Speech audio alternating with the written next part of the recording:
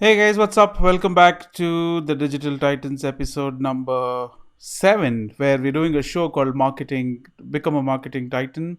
And this episode will include only updates across all the digital marketing platforms. And I must say, there are some good updates and which are really interesting. So I just don't want you to wait any longer. So let's jump straight in and look at what these updates are.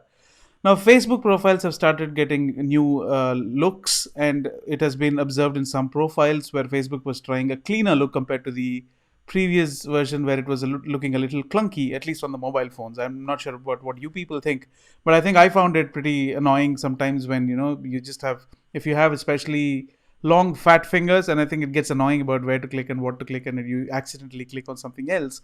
And I accidentally liked a lot of pages and profiles and followed a lot of profiles which I didn't actually want to. So if you look at your screen, there is a page of a particular actor, and you will see the like option here on the old version, but the new version is getting away with the like option. Plus it looks a little cleaner than the old version, which was looking much clunkier than the new one. So I'm not sure if it's a global rollout, but yeah, I think I've seen some profiles talk about this, but it's not universally available across all platforms. So that's something which is, I think Facebook is continuously experimenting with the way they're trying to make these changes to the interface, and I think they're acting a little attentive to what people feel and say about the way the interface looks. So I think that's a good thing there. All right, so let's see if there is anything else that's interesting. Okay. All right, so that's the window. Okay. Now, Messenger and Facebook has been caught up with amidst a lot of uh, things in terms of suffering a lot from trust issues where people were stopped using Facebook for a while, and then this was an issue about a couple of months ago, and then there came a situation when the giants of the world started pulling out their ad budgets out of Facebook. So Facebook was caught amidst a lot of these issues always. And if you look at it now, they're adding another security layer to your Messenger, especially on iOS platforms and Mac OS, where you would be able to unlock your Messenger with a Face ID recognition or with a Touch ID. Now, that means that you can give your friend your phone without without having to worry about whether someone will go through your messages on Messenger. So that's a new update, which is good. Now, YouTube has been working on collaborative playlists where people can upload a playlist and you can collaborate and keep adding playlists, songs to a playlist. Not just that, it is also leveraging machine learning to suggest song suggestions, or to provide you with song suggestions. So I don't know, some sort of innovation. I think YouTube is getting a lot of pressure from Facebook, of course, who is launching their own original video platform, collaboration with artists, etc. Spotify again is after YouTube trying to innovate themselves. So I think YouTube is in a state of pressure where they would have to do something to keep ahead of times, and do keep innovating until they hit that magical feature which resonates with people. Now this is the next update. I think I also started telling you this in the previous update. Spotify is not just limiting itself to audio podcasts now. Spotify will also see some video podcasts, which is going to be really interesting. Because one issue with Spotify was, I can't really say it's an issue, but I kind of felt sometimes that I don't want to go to YouTube, click on it, watch the ad every time, and watch ads in between. But I think this is a cool update where Spotify, if you want the audio, you can just minimize the app and it'll start working in the background anyway. You'll start listening to the podcast anyway. But if you want to watch it without the usual hassles that YouTube has, I think this is going to be really interesting. And plus, it appears in one place where you can, if there are further episodes, you can start switching between these episodes. So I think it's really going to be interesting, where you don't have to search every time. You can add it to your playlist. You can rewind forward, do whatever you want.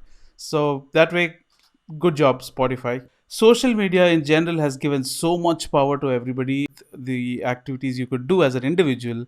Now, not you don't have to rely upon organizations. You don't have to rely upon non-profits or corporate. Instagram lets you start raising funds for your personal use. And when I say personal use, I mean for a cause. Of course, it could be a problem that you're suffering from. It could be because of health. A cause, a group cause, a community cause that you're fighting for. So you have the power to go ahead and raise feature that Instagram is going to launch, which is called as the personal fundraiser feature. Now, not just that, I think if you also look at what Instagram is experimenting with animated text. So that's a new feature. I think Instagram has to keep up with a lot of things because it has a huge gap and opportunity to fill in to try and take TikTok's place. If TikTok gets banned in the US, I think Instagram will fill in, and I'm pretty sure that it needs a lot of updates, and we have to and how it plans to do that.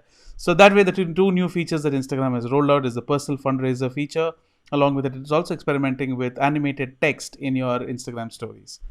All right, so moving on, we Google, I think, is experimenting with a lot of that. If you look at it, Google is trying to roll out a new feature where your Google webmasters, especially if you're somebody who does able to connect to this. So Google is letting you know the traffic that you're getting from the news tab on Google search. For example, you have written a new article. Take the scenario, and it started featuring in news. So people started clicking on that news article, coming back to my blog. So now the Google Webmasters tool is also able to tell you what traffic your gap on Google search. I think that will really help a lot of people, especially SEOs and webmasters.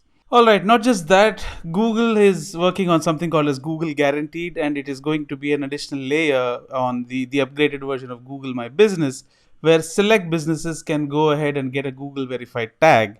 I think it'll go a long way if you have a business listing, which is a local business listing, and if you are approved by Google, and if Google says Google Guaranteed, I think you get a badge of honor, and I think I really mean it when I say that, because it really would have additional value when these things show on Google search, because they would additionally have the trust factor, number one, and this is going to be a premium version, and I think Google is planning to charge about $50 per month as a subscription service to do this. I don't know if this is going to work, or if this is going to, you know, uh, until now, if I had a business, I think Google was giving the basic things for free, like listing. But I don't know what's the matter with these Google guaranteed listings. So let's see what works out. And I think it will be an added advantage to all the business owners, small and medium business owners, to get a Google verified badge and to show Google guaranteed listing. That will help get local businesses a lot of returns in terms of getting leads and getting more business. I think that's about it for this episode. I think thank you so much, and I would see you again in the next session. Until then, cheers. This is Casey signing off.